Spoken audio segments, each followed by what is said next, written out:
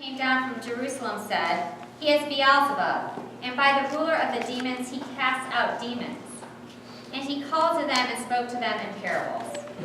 How can Satan cast out Satan? If his kingdom is divided against itself, that kingdom cannot stand. And if a house is divided against itself, that house will not be able to stand.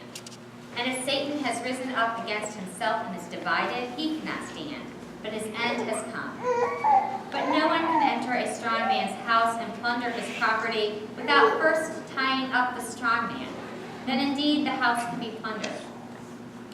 Truly I tell you, people will be forgiven their sins, and whatever blasphemies they utter. But whoever blasphemes against the Holy Spirit can never have forgiveness, but is guilty of an eternal sin. For they had said he has an unclean spirit. Then his mother and his brothers came, and standing outside they said to him and called. A crowd was sitting around him, and they said to him, "Your mother and your brothers and your sisters are outside asking for you." And he replied, "Who are my mother and my brothers?" And looking at those who sat around him, he said, "Here are my mother and my brothers. Whoever does the will of God is my brother and my sister and my mother." So I grew up in a very traditional family. I had one Caucasian mom, one Caucasian dad, a brother who was 18 months younger than I am, and my parents are to this day still married. My mom stayed home for all of our formative years, and she did, all those volunteering things. She was the Girl Scout cookie mom, she was the room parent, she was the chief cheerleader at all of the activities that my brother and I participated in. And my dad worked. He was a pilot, which as a young girl I thought was like the coolest job in the world, because he probably got to, jet off to all these exotic places. And when he came back, he would usually bring us some cool little trinket or whatever. I specifically remember getting this marionette puppet when he came back from Mexico one time.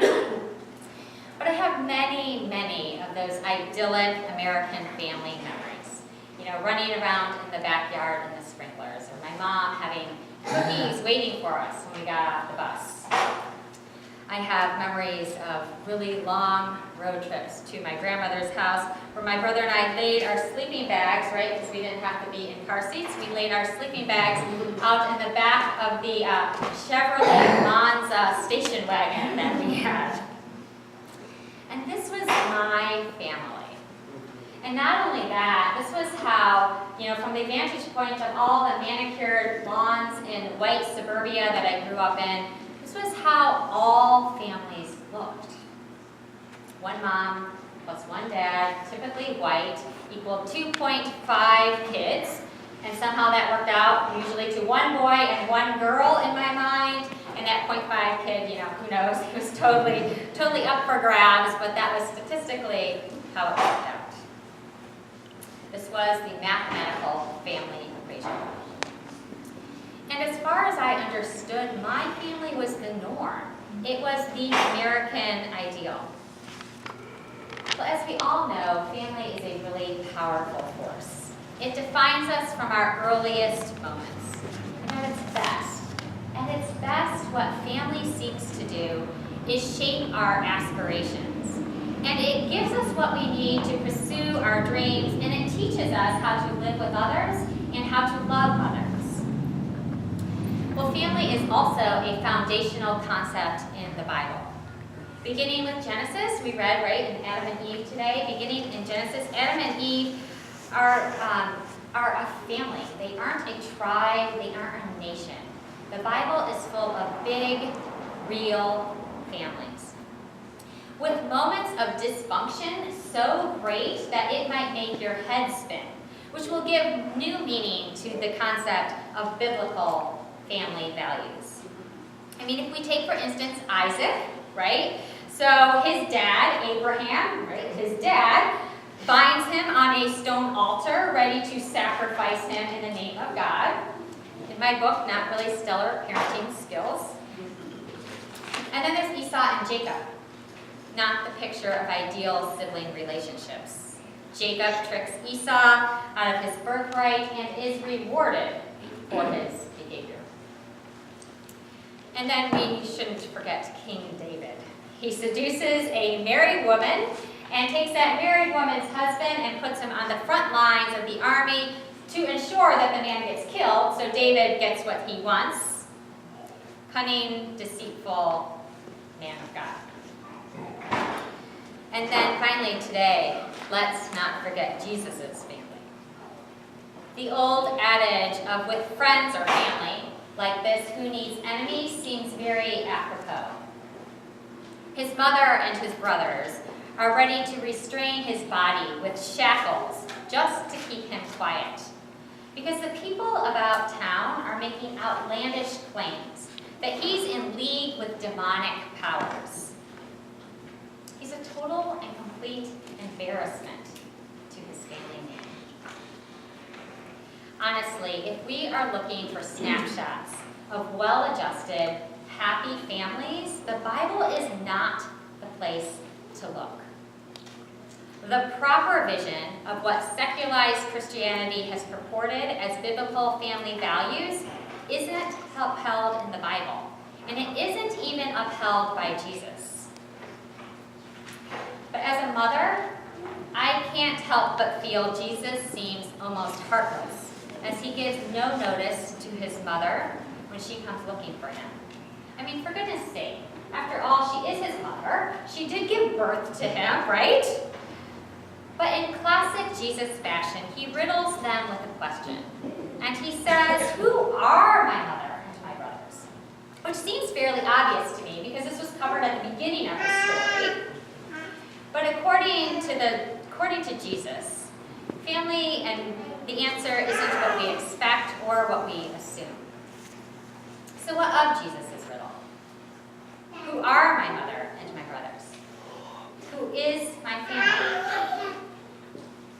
Well, I think the answer that we often offer of we are all God's children, therefore we are all brothers and sisters, is just too easy. Jesus' widening and redefining a family is much more unsettling than easy platitudes like that. Because he's not really making niceties here. His views on acceptance, on love, and on families utterly disrupted the status quo. Compassion and love are not synonymous with being nice and keeping the peace. Jesus wasn't called to be nice, but he was called to serve God and to reveal the heart of God. And it gets him in quite a bit of trouble. But nowadays, Jesus is so benign that he hardly creates a stir. Or maybe that's not quite true. Maybe we just don't realize that the holy ruckus that's wreaking havoc on our systems and our so-called family values today is Jesus' doing. See, the reason the religious and political leaders from 2,000 years ago wanted to commit him to the nearest sanitarium, and the reason he ended up nailed to a cross, was because he was basically too disruptive and dangerous to religion, to politics, and society.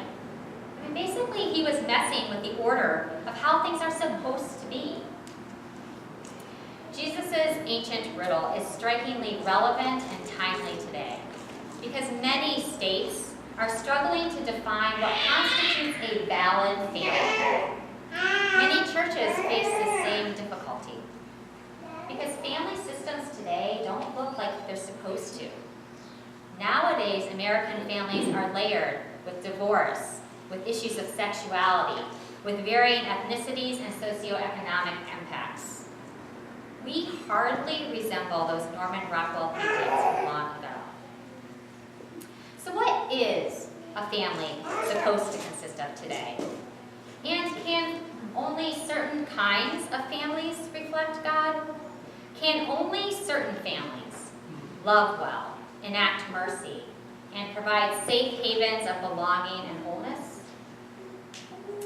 I remember doing mental gymnastics for years after my divorce, as I tried to figure out how a single mom and 3 kids fit into the American ideal. Because we didn't. It wasn't the original dream. And it certainly didn't reflect what I grew up with or what I knew. But we had a lot of love, and we had this heaping share of grace. And my children have grown to be some of the most accepting people I know. And now, years later, I frequently say, that I hope my family, with all that's been blended into it, I mean, they basically have 3 dads and a mom. I mean, I hope that they can be a model of what a new family looks like. And when it comes to variations on family, I can't tell you how many married couples have told me that they aren't viewed as a real family because they don't have children. Even tax laws unintentionally reinforce this notion. It is as if their love and their commitment to one another in God are inferior because they either have chosen not to have children or they're unable to have children. Does that make them somehow less of a family? And then there is the controversial question of same-sex marriage. It has brought the issue of family front and center with a whole new vengeance. Same-sex couples know that their relationships and their families are often slandered by statements which accuse them of being unable to remain monogamous. And if they were to have children, that somehow their children will miss out on having a mom or a dad, and that they're going against nature. For some, the institute of family has never felt more unstable or under attack than it does today. And I think those religious zealots that tried to bind Jesus up and get him to stop talking felt the exact same way. There are states that have voted on or are debating constitutional amendments to limit what a valid marriage or a valid family can look like. Saying things like, "This is our time to stand up and defend marriage as a unique institution that from the beginning of human history and in every culture is a union of one man and one woman for the propagation of human family and the upbringing of children." Basically, all that a family is good for is to make babies. This statement, which was made in Minnesota as a struggle to define family, isn't only a statement about same-sex couples, but it also shames singles, and it shames couples without children. With statements such as these, we have sought to define family by law rather than by gospel. However, the gospel clearly states that the nature of a family is whoever does the will of God, are my mother and my brother and my sister. Whoever does the will of God is family.